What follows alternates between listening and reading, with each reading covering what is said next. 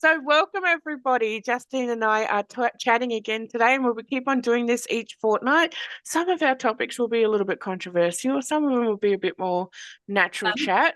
Yeah, a bit more fun.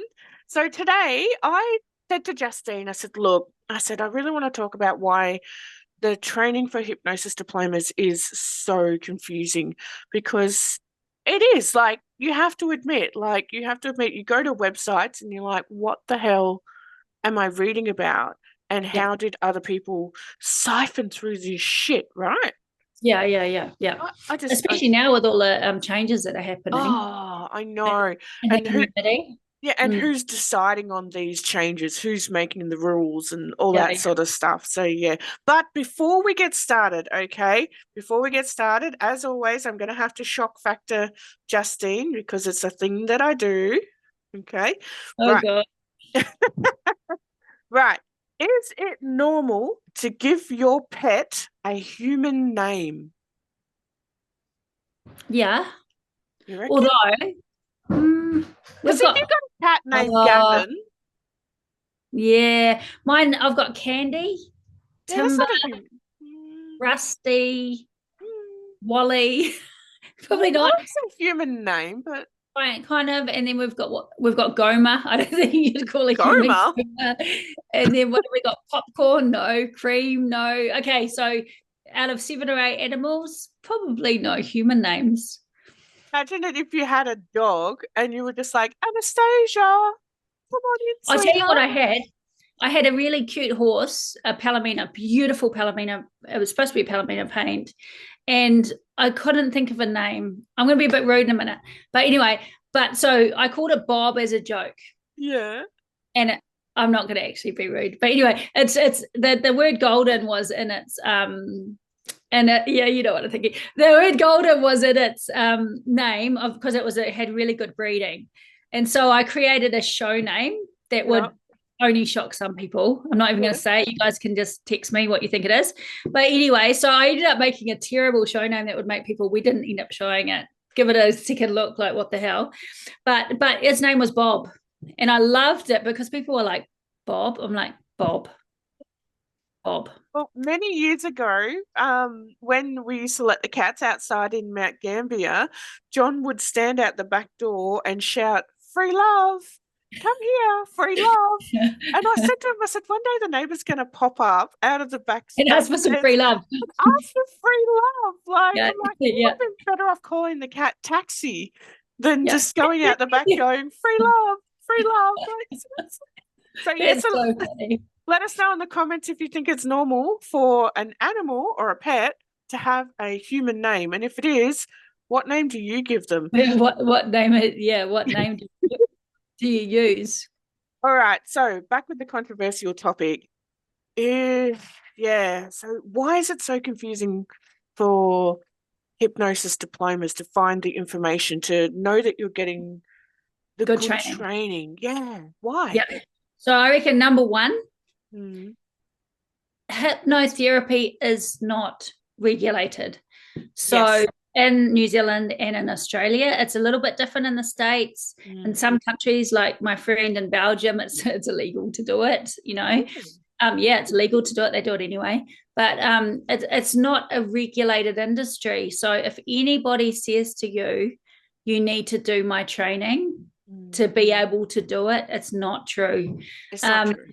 so different associations have different criteria for membership levels. So with HNZ and Clinical Hypnosis Australia, we put people on our website that have done a diploma that is up to a certain level. Now, the Mm. reason why we do this is because when you join our association or organization, whatever you call it, we also do things like insurance. And Yes. And and that's we where are the rules are actually, set.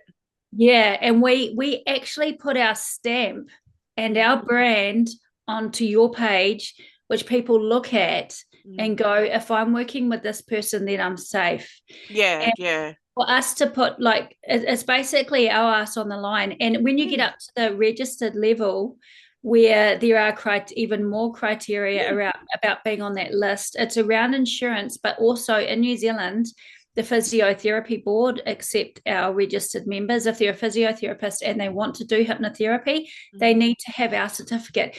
Now, for insurance purposes, that their organizations or the DHB can't insure hypnosis because it's unregulated. Yes. So the insurance company, so they're not going to look at hypnosis as something to be used. And that's so what private health is. It's an insurance. Yeah, exactly. And so what happens with us is we give the certificate with the registration number on, which basically says if anything did go wrong, it's my ass on the line for not. Because we're the ones. We're the ones that end up in court.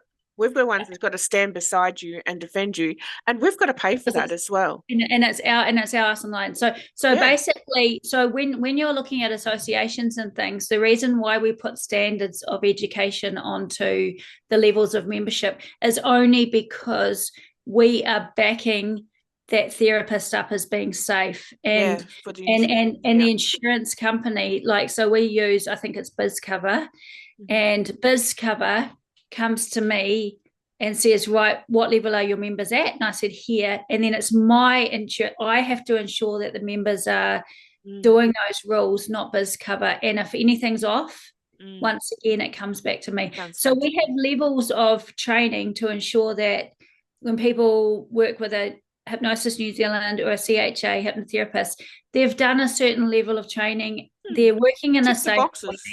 Yeah, and that's only in an organization level thing. But if you take a step back and you don't want to be a member of an organization, which you don't have to be, because basically it's more about learning, socializing, education, being in a group and advertising. If you don't want to play that game, then it's unregulated. You can be a hypnotherapist without training. You can just watch YouTubes if you want to. It's not, it's not something that you have to do a certain level. It really isn't. I think also there's a lot of confusion around you have to be clinical status for starters, which is just fabricated NLP language. It's not real, no. No, but the problem here is the fact that people go, oh, well, if I join, it'll become regulated and things like that. And it's not. The reason why it's not going to is because the medical board then have to recognize that it is an actual therapy. Yeah. And how do you do that? Like, how do you regulate the right for someone to change their mind? Because that's what hypnosis does. It helps someone to change their mind. And the other thing in New Zealand is, and it'll be the same in Australia, our mental health system is broken. I have clients I'm working with clients that are on a 1-year waiting list to see a psychiatrist, and these are kids that are cutting and things. Like it's a big mess. They do not have time to sit down and go, oh, I wonder if we should regulate hypnotherapy. It's not on the radar because it's also deemed as safe. And so by making our education, making it really hard is not going to regulate it, because they don't see it as needing regulation, because it is, like we said, it's a safe modality where we are. It's natural. It's different. And for me, once again, it's an unregulated industry. And if we're taking it back to topic with diplomas and things, if someone says to you, you need to do this training to be able to do hypnotherapy in New Zealand or Australia, it's totally not true. Or anybody that turns around and goes, oh, you need to do this training because we're going to be recognised by Medicare or something like that. You've got to get your keywords right. Going to be recognised. Now, going means you're not, because it's the same as you're not at the moment. Sure, you've got your process in place. You might be doing your systems, but the point is it's not. And back to my statement before, this would mean that the Medical Association would have to say, look, hypnosis is a real therapy. Yeah, and then of course there's so Medicare much. Can't just turn around and go, oh, yep, we're going to do that. They've got bigger people that are regulating them. Yeah, exactly. And so with diplomas, what I say to people is, when looking at diplomas, it's look, you first, people ring me all the time, what should I do? And because I'm HNZ, but I also have my own training, people would assume that I'd tell people just to come to me, but I'm an acquired taste, 100% an acquired taste.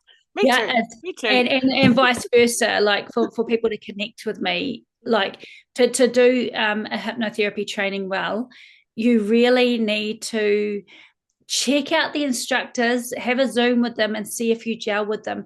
Because when you're doing hypnotherapy training, the biggest and most important thing for me with HNZ is that it is a supervised training, online Yes, or in person. supervised. And you have a person actually watching over you, and you are practicing and Helping practicing, out. practicing and practicing. If there's a training out there where you're not actually doing any practice at all, you're not not online in person or anything like that, it's so difficult to start because so much of it is just getting out there. And when you Yeah, really getting that understand that, confidence. yeah, and a lot of the techniques, it's just you holding space for clients and clients being ready for change that creates that change. So for me, it's about to be able to go there and practice and experience a really good hypnosis session yourself. You actually want to feel safe and good with the And you want instructor. to feel supported as well. Like one thing that I find, or I found, I should say, when I was doing my training, is I'd send an email just for some clarity, and then they wouldn't get back to me. Oh, And it's like, you're doing supported hypnosis training, but you can't answer an email for someone who wants to do training. That right there, to me, is an orange flag. So that's not a red flag, but it's definitely leading towards the unless red it's direction. me. Because I usually email back quite a few days later. I will email back, but sometimes not on the day I get it. Days is fair enough, but when it goes on like probably about 6 days a week, anything after that, forget it. Like, Yeah, forget it. Like, if you can't be more responsive, and I understand life happens and people get busy, but you still need to be connected. You are supposed to be someone who's supporting the yeah, training and supporting students and potential students. If you can't be there for the support, yeah, seriously, what kind of support are you going to provide once I'm out there and I'm working with someone and I'm going, shit, am I outside the scope? yeah. Have I And that's navigated actually that grey area without knowing? Like, yeah, that's something else actually. So the support outside of the training is so important. So when I'm not pushing my training, by the way, I'm just talking about training no, in we're general. just talking about in general. One thing that my students always put on the feedback is that it's not so much just the training, it's that like so our training offers a whole year of, and even longer if people want to, of every Thursday being available. And I know you do that in modern mentoring as well, where you've got someone available. And for me, it's I have a lot of people that actually come through and do the training that have done other ones, because that when they finished the training they were left alone and they didn't Yeah, actually they know feel what to do. isolated. And Yeah. what do I do with this client? And should I really be seeing this client? And yeah, scope of practice stuff. And even now, I have students jumping on the Thursdays that trained 3, 4, 5 years ago, and they're just running through a client. What should I do? Should I really see them? Just getting that And little bit of clarity is it's good. important, eh? It's Yeah. really important that there's a connection and a community Yeah, that goes with it. absolutely. Yeah. In our job. Yeah. But some of the training has like 400 hours, some of the training has 600 hours, some of the training has, like, I came across one the other day, it had 1,200 hours. Does it necessarily mean that, because it makes my training look inferior, because then again, I did do it 10 years ago, Yeah. but So I don't necessarily think that more hours means more education. I mean, I no, definitely so feel more stress, that's for sure. the so with the hours, I got a bit stuck with this one because I had to up the hour. I changed the way we structure our training. I put two trainings into one, whereas I used to split them so that Yeah. mental health professionals might not want to do the more advanced stuff. Mhm. But when we're talking about hours, there was this change of trying to get people to 1,000 hours. And what I've seen people doing that were going to freak out about it, they were just going to rehash the same information and not actually learn more. Or I've seen a lot of courses are actually teaching things that you're not allowed to learn. You are Yes, allowed to learn it, but you're not allowed to do it. you're not allowed So to do it, so why have it one in course there? was how to diagnose mental illness conditions. Hell no, I know, don't even say Oh, anything. you are not allowed to Hell do that. no, or in New Zealand, you're not allowed to diagnose. You're not In allowed to New do that in Zealand, Australia. No, in New Zealand, it's okay to learn the basics about mental health. And I have a psychiatrist friend who I'm going to get on and explain just at Hypnosis New Zealand, you guys, clinical hypnosis as well, just the real basics of different mental, different things like bipolar and things, just to have a sound knowledge. So if someone says to you, I've got a friend that's got this, then you make a decision about what you're doing.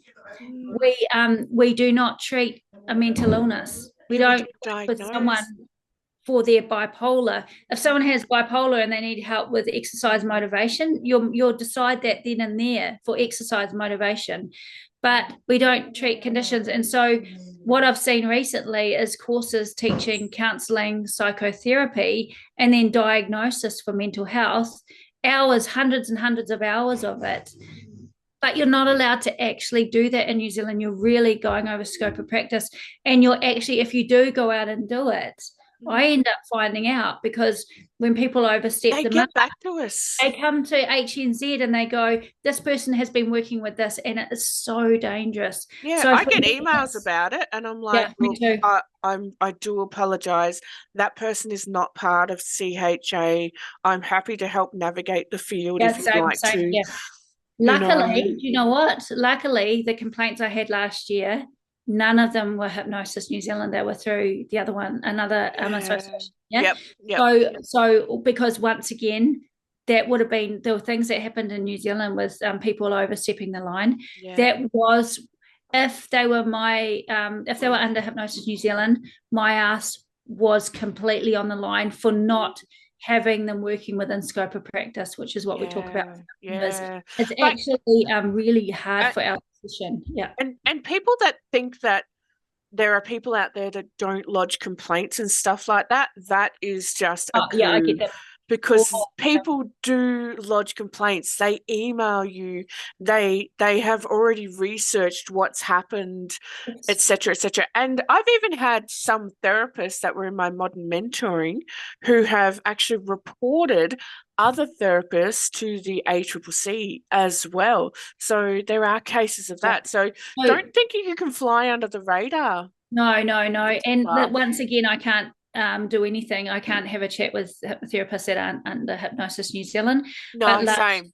last Same. year, I've had complaints about some kind of inappropriate conduct. I've had reports about people being stoned, hypnotherapists being stoned, but they were in, it wasn't me. I've had women messaging really upset. I've had to actually give free sessions to help support people. Wasn't through HNZ, Yeah, I've but done that. I did not want to have people look at hypnotherapy. I've had a Yeah, hospital. you're doing damage Two control. hospitals contact me through mental health. I've had a social worker, a psychologist get back to me last year about people overstepping and telling people to come off medication. I've had the court It's just, yeah. I've had courthouses in Australia about 3 times now contact me about psychologists doing stuff with hypnosis tapped on, and then they've gone, hang on, are they a member with you guys? And I'm like, no, I do apologize. They're not a member, but I will help navigate the field so that we can do some damage control here. Yeah, and so this is like, so when people see things like HNZ and CHA, for us on our end, there is actually a lot of safety involved, and that's why we do look at trainings. We earn these grey hairs for a reason. I know, and I know.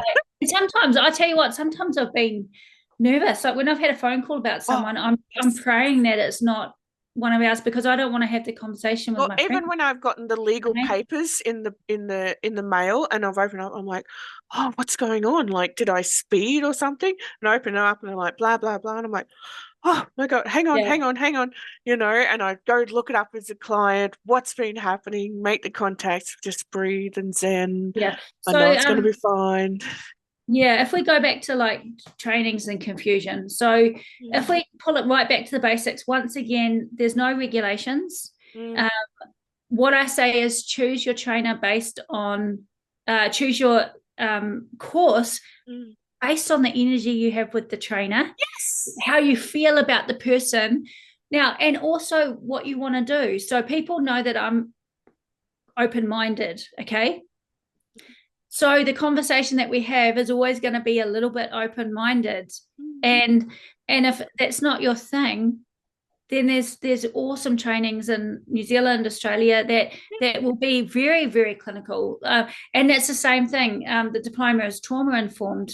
Trauma informed doesn't mean working with trauma, by the way. It means having an understanding about how our past influences us. That's it. And how to navigate that field when you get those clients as well, because those clients can present to you, and then you can go, all right, I'm informed about this, but you'll need to go here first. Yeah. But in saying that again, I have people that really just want to go down the real spiritual route, and I say, come to me and learn SP because it's the coolest thing ever. But I'm not promoting that, even though it is actually coolest. But you know what I mean? I say if there are so I have a lot of readers coming in or something, and they're not really wanting to go clinical. I'm like, well, there's past life regression. I've got a friend that does it. There's SP. Do you know what I mean? It's not pushing. And like in New Zealand, there's so many cool trainings and there's cool trainers. So you just feel them. Just while you're on that, I honestly think also that if you're going to do a diploma training and you can't get onto a call with the person that's training it or something like that, that's an orange flag for me as well. Because I get information confused because I'm deaf, but I actually want to talk to someone and go, look, can you just explain? Yeah, just jump on a Zoom or a call or something with them. And, they should give you that time to go, yep, let me explain that to you. I'm happy to talk about it, because this is all about education for the future. Yeah. Absolutely. And I apologize anyone listening to this that I didn't get back to, or over Christmas. It was so crazy. There was a couple of ladies, and it was on the week of Christmas, the week after, and it was just such a crazy time. I think you get an exception over Christmas, New Year. I really do. Yeah, I think you absolutely do. Oh well, I might have done that, but anyway, it is what it is. I'm just one person. Exactly. Yeah. So and for me, the people that I find that get out there and do really well too are the ones that get in and do it. So finding a training where you are practicing. So like our practicum is all about, you can watch videos and learn whatever you want, but the actual getting with people and experiencing hypnosis and doing it over and over and over again makes it good. Builds confidence. So any trainings, that are either live online or in person, because there's great trainings overseas. Like in New Zealand, you don't have to stick to New Zealand and Aussie. I went to Jason Lanier and Sheila Granger trainings, years ago. I branched out and did whatever I could, and there's awesome trainers all around the world. And if you do want to join like Hypnosis New Zealand or CHA, and you haven't done a training that we've got recorded, all you do is you let us know what you've done. Yeah, let us know. Because we'll do recognition of prior learning, yeah. And I'm mates with pretty much nearly everyone around the world with the training, so I know what they all are like. I've probably done them, and so I tell you straight up, if it's enough in person to get on to the bigger level, and if not, I'll say, hey, why don't you just do this? If it's for registered professional students can come on. Even me, I'm doing a refresher with you in March. Because I'm just like, you know what? I want to do a refresher. You've provided the support for that. You've recognized prior learning. You're always going to get those golden nuggets, those little bit of tidbits, or that piece of information where you're like, oh, I knew that, but I just forgot. Yeah. And and we all learn from each other too. Absolutely. So it seems to be a confusing space, but at the end of the day, it's really not. It only gets confusing when people say you have to do things, and I'm saying you don't have to do anything. There's no. Or when you get into the training, they're like, you can only go with this association or only go with this supervisor. You don't. You don't. Can do whatever you want. It's unregulated and unlicensed.